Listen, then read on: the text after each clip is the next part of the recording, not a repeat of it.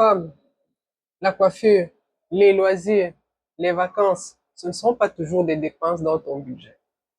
C'est parfois des investissements dans ton bien-être, dans ta santé mentale. J'en parle pourquoi? Parce que dans plusieurs rencontres que je fais avec des personnes ici au Canada, lorsqu'on travaille sur leur budget, lorsqu'on arrive à la rubrique coiffure, vacances, loisirs, la réponse qui vient très souvent, c'est je me coiffe occasionnellement. On n'a pas de budget pour les loisirs, non, on n'a pas de budget pour les vacances. On est dans un pays où la pression, le stress est permanent. Les vacances ici, c'est pas, non, c'est pas optionnel, c'est vraiment une nécessité.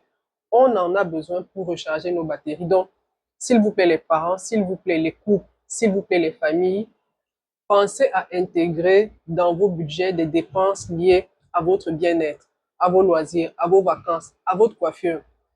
Pour la femme particulièrement, c'est très important. Pourquoi? Parce que le bien-être d'une femme passe par la confiance en soi. C'est-à-dire que, je prends un exemple. Vous arrivez à une conférence, vous êtes vraiment bien mise, vous êtes bien apprêtée, vous sentez que vraiment vous êtes bien.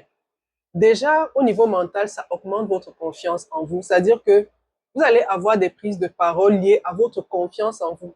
Et si vous arrivez dans un milieu où vous-même vous sentez que vous n'êtes pas très apprêté, quand vous regardez autour de vous, vous voyez le soin que les autres ont mis à s'apprêter, ça risque de vous mettre dans une petite case et au lieu de déployer votre plein potentiel durant cette conférence, durant cette rencontre, là, vous serez toujours en train de regarder les autres comme ça, toute petite. Or, au fond, vous êtes une femme qui avait un potentiel, vous êtes une femme qui avait une grosse capacité. Donc, s'il vous plaît, mesdames, pensez à intégrer ces dépenses-là, vos loisirs, vos détentes.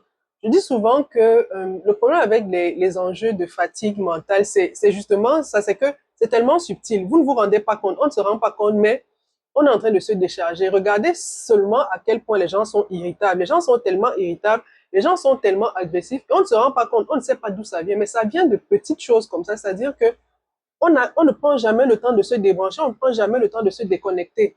Ça a beau l'air d'être banal, ça n'a pas l'air d'être du travail, mais c'est du gros travail. Je dis seulement, simplement le fait de surveiller des enfants, c'est un énorme travail, c'est un travail énorme. C'est-à-dire que de porter votre attention sur un enfant en permanence, vous ne portez pas de charge, vous ne portez pas des masses très lourdes, mais mentalement, vous êtes en train de vous fatiguer. Et je dis souvent, le week-end ne suffit pas. Quelqu'un va me dire, mais on se repose le week-end.